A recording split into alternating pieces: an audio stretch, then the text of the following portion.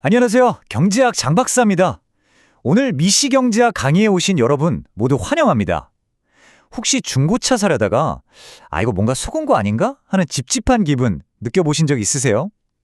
아니면 신기하게도 자동차 보험만 들면 운전이 좀 더 과감해지는 것 같은 경험은요? 네, 오늘 우리는 바로 이런 우리 일상 속에 아주 깊숙이 숨어있는 정보의 경제학에 대해서 아주 흥미로운 이야기를 나눠볼 겁니다. 자, 그럼 바로 시작해 볼까요? 자, 오늘 우리가 함께 탐험할 내용입니다. 먼저 많은 분들을 골치 아프게 하는 중고차 딜레마로 이야기를 시작해서요. 이렇게 정보가 완벽하지 않을 때 시장에서 도대체 어떤 일이 벌어지는지 살펴볼 겁니다. 그리고 이 문제의 핵심 원인인 숨겨진 특성과 숨겨진 행동이라는 두 가지 중요한 개념을 깊이 있게 파헤쳐 볼 거고요.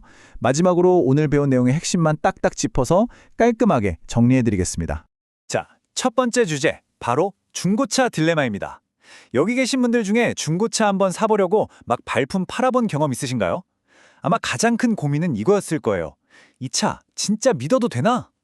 판매자는 정말 환하게 웃고 있는데 그 미소 뒤에 뭔가 결정적인 하자를 숨기고 있는 건 아닐지 끊임없이 의심하게 되죠. 도대체 왜 그럴까요? 바로 그거죠. 아주 정확한 지적입니다. 겉보기엔 정말 번쩍번쩍 광이 나는데 이 차가 사실은 큰 사고가 났던 차는 아닐지, 엔진에 어떤 문제가 숨어 있는 건 아닐지, 판매자의 말만 믿기에는 너무 불안하단 말이죠. 아마 지금 많은 분들이 고개를 끄덕이고 계실 텐데요.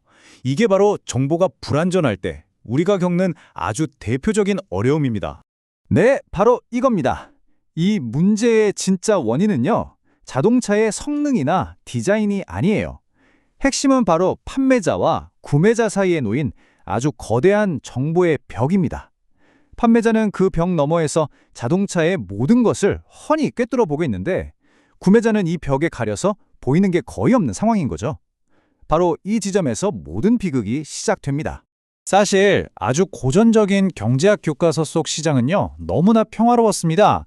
왜냐하면 마치 모든 사람이 서로의 속을 투명하게 들여다볼 수 있는 것처럼 모든 정보가 시장 참여자들에게 완벽하게 공유된다고 가정했거든요. 하지만 현실은 어떻습니까? 방금 우리가 이야기한 중고차 시장처럼 정보는 언제나 누군가에게 더 많이 쏠려 있고 절대로 공평하게 나눠지지 않죠. 이런 현실의 문제를 설명하기 위해서 현대 경제학은 아주 중요한 개념을 하나 제시합니다. 바로 비대칭 정보, Asymmetric Information이라는 용어인데요. 말 그대로 정보의 저울이 한쪽으로 심하게 기울어져 있다는 뜻입니다. 이게 바로 오늘 우리가 파헤칠 모든 문제의 출발점이자 현실 시장을 이해하는 가장 중요한 열쇠가 됩니다. 비대칭 정보, 용어가 조금 어려워 보이나요? 근데 사실 개념은 아주 간단합니다. 거래하는 두 사람이 있는데 한 사람은 거의 전문가 수준으로 모든 걸 다 아는데 다른 한 사람은 초보자처럼 아는 게 거의 없는 바로 그런 상황을 말하는 거죠. 이 사소해 보이는 정보의 불균형이 시장 전체를 어떻게 뒤흔들어 놓는지 지금부터 본격적으로 보여드리겠습니다. 자, 다시 중고차 시장을 현미경으로 한번 들여다보죠. 이 슬라이드가 바로 그 정보의 불균형을 아주 극명하게 보여주고 있습니다. 보세요. 판매자의 머릿속에는요, 과거의 사고 이력, 엔진에서 나는 미세한 소음, 곧 교체해야 할 부품 목록까지 마치 자동차의 의무 기록처럼 모든 정보가 다 들어있습니다. 반면에 구매자는 어떻습니까? 반짝이는 외관과 한 10분 정도의 짧은 시승에서 느껴지는 감이 전부입니다. 여러분, 이게 공정한 게임일까요? 경제학자들은 이 골치 아픈 정보 비대칭 문제를 크게 두 가지 종류로 나눠서 봅니다. 마치 범죄 수사처럼 시점이 아주 중요해요. 첫째는 계약서에 도장을 찍기 전 물건의 진짜 품질을 알 수 없어서 발생하는 숨겨진 특성의 문제고요. 둘째는 계약을 다 마친 후 상대방이 약속대로 잘 행동하는지 일일이 감시할 수 없어서 생기는 숨겨진 행동의 문제입니다. 자, 지금부터 이 두 명의 범인을 차례대로 신문해 보겠습니다.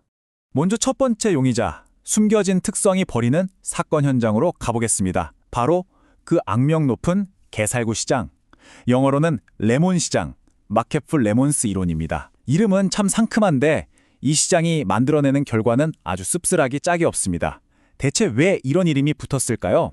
미국 속어로요. 겉은 멀쩡해 보이는데 막상 사보면 온갖 문제가 터져나오는 불량품을 레몬이라고 부릅니다.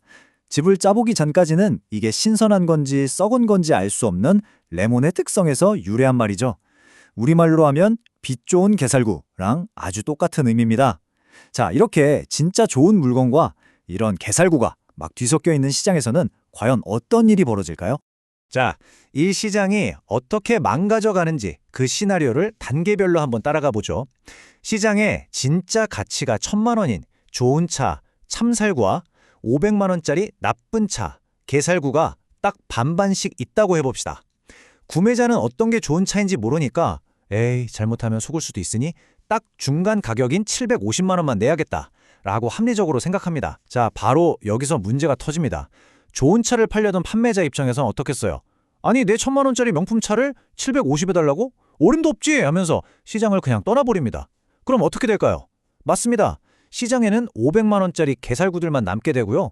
이 사실을 결국 깨닫게 된 구매자들은 아예 차를 사지 않게 되겠죠. 시장이 완전히 죽어버리는 겁니다. 이렇게 정보가 부족해서 좋은 물건은 다 사라지고 나쁜 물건만 남게 되는 이 끔찍한 현상을 경제학에서는 역선택, 애드버스 셀렉션이라고 부릅니다. 자, 첫 번째 문제였던 역선택 잘 이해되셨죠? 이제 두 번째 문제로 넘어가 보겠습니다. 이번에는 계약서에 보장을 꽝 찍은 이후에 벌어지는 문제입니다. 바로 감시 카메라의 사각지대에서 벌어지는 숨겨진 행동에 대한 이야기입니다. 새로운 시나리오를 한번 생각해보죠. 여러분이 이제 큰 회사의 사장님이에요. 그래서 운전기사를 한 명 고용해서 월급을 주기로 계약을 했습니다. 그런데 사장인 여러분이 차에 타지 않을 때 이 기사님이 혹시 난폭 운전을 하지는 않는지, 아니면 회사 차를 몰고 개인적인 용무를 보러 다니지는 않는지, 이걸 어떻게 24시간 내내 감시할 수 있을까요? 사실상 불가능에 가깝죠. 바로 이것이 숨겨진 행동의 문제입니다. 이처럼 감시의 눈길이 사라졌을 때 사람들이 계약의 원래 취지와는 다르게 자기한테 유리한 방향으로 행동하려는 유혹에 빠지는 것, 이걸 바로 도덕적 해이, 모랄 해저드라고 합니다. 가장 대표적인 예가 바로 자동차 보험이죠. 보험이 없었다면 정말 조심조심 운전했을 사람도 에이, 어차피 사고 나도 보험사가 다 처리해 주겠지 라는 안이한 생각이 들면서 운전이 험악해지는 경향이 있거든요. 계약을 한 이후에 행동에 변질되는 것, 이게 바로 도덕적 해이의 핵심입니다. 아, 마침 아주 좋은 질문이 들어왔네요. 교수님, 역선택하고 도덕적 해이가 너무 헷갈립니다 하시는 분들 많으시죠? 자, 이 둘을 구분하는 가장 확실하고 간단한 방법은 바로 시점입니다. 이 슬라이드를 한번 보세요. 역선택은 계약 도장을 찍기 전, 정보가 없어서 나쁜 물건이나 사람을 선택하게 되는 문제입니다.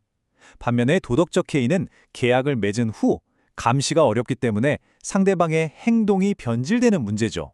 거래 전 선택의 문제냐, 거래 후 행동의 문제냐, 이것만 딱 기억하시면 절대 헷갈리지 않을 겁니다. 자, 오늘 정말 중요하고 굵직한 개념들을 많이 다뤘는데요. 머릿속에 조금 복잡하실 수도 있겠네요. 이제 흩어져 있는 지식이라는 구슬들을 하나로 깔끔하게 꿰어볼 시간입니다. 오늘 강의의 핵심만 다시 한번 짚어보겠습니다. 오늘 강의에서 여러분이 반드시 머릿속에 장착하고 가셔야 할 3가지 핵심 무기입니다.